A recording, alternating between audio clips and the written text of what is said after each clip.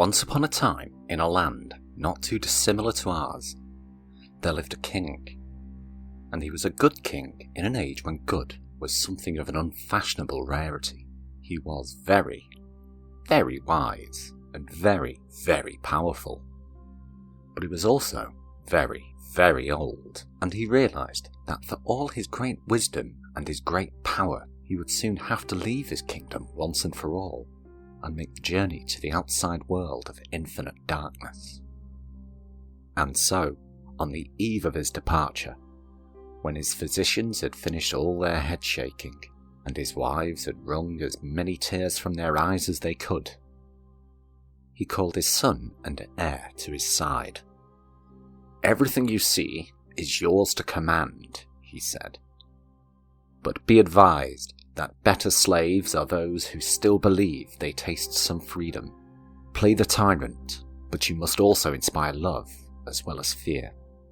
Yet the son cared not for his words, and when the corpse had been dispatched, with much pomp and fireworks to the darker realms outside, the new king resolved to stretch the limits of his authority. He gathered all the people before him and told them that their every thought must match his thought. No will should exist save his will, and people being people, they agreed. Those that didn't vanished in the night, and their families soon learned to pretend that they had never existed. But still the king was not content, so he instructed the animals in his kingdom that they must now obey his commands. Horses should bark, dogs should mew, fish should fly from tree to tree exactly as he desired, and animals, being animals, they agreed. Some of the pigs had to be culled, but no one minded because they tasted so lip-smackingly good, and the cats had to go because no one can tell a cat anything. But soon, the people and their animals lived in perfect harmony, their lives precise expressions of the whims of their lord. Every living creature obeyed their king, doing everything that he wanted to the smallest detail, sometimes even before he knew he wanted it. But still the king was not content.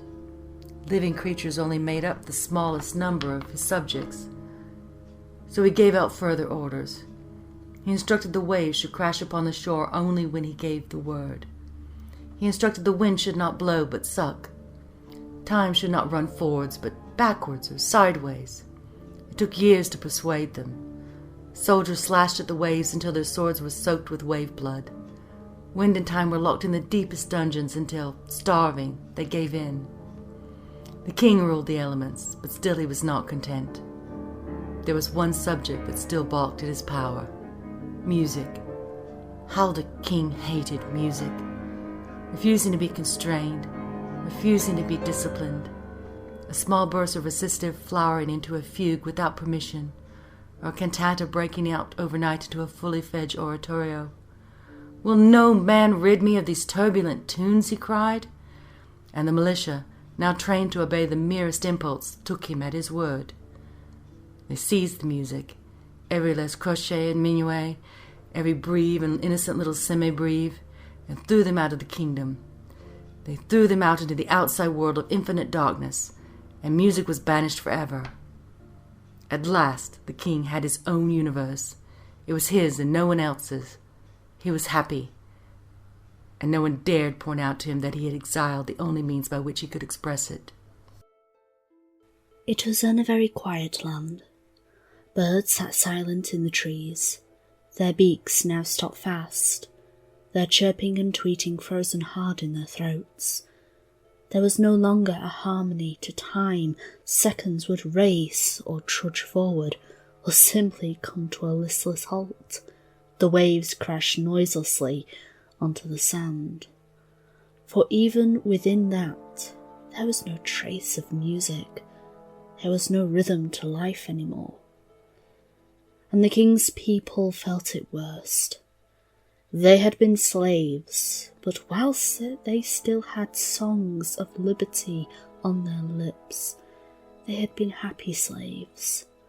Some rebelled, and were put to the torture. But even the torturers, who had once calmed their consciences with soothing music, were unable to bear the awful blaring, accusing silence. The fact was clear.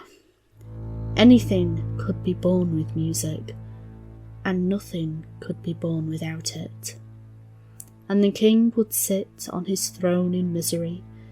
He dearly loved his wives, but now he heard in their words no love returned, no tune, no melody. For this he executed them regularly.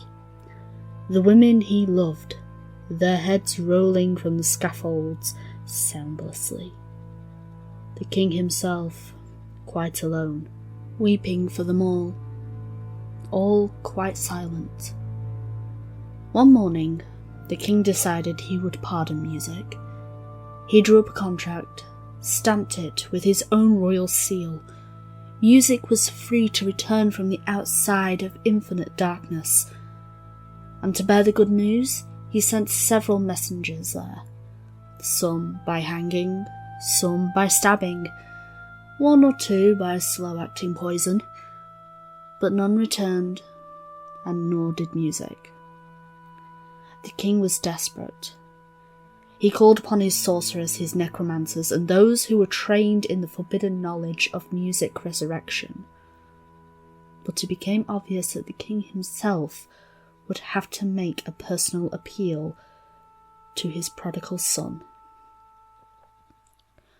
With court physicians administering, and the last of his wives looking on with glee, the king slowly bled, each drop landing in a metal container, landing with a plop that managed to be wholly tuneless.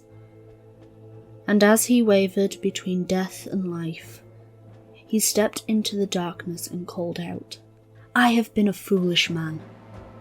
I should have inspired love as well as fear. Please let the music play again. All its songs, its symphonies, and its sundry cores of works. Please give my world a reason to live."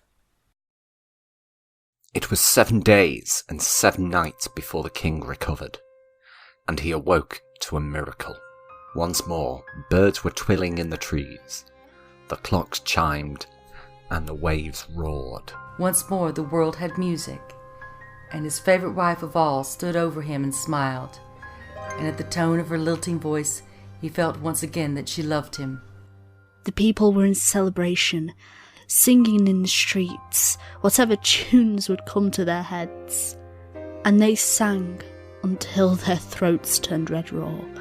They sang until their arteries burst and gushed. They screamed their new songs of pain.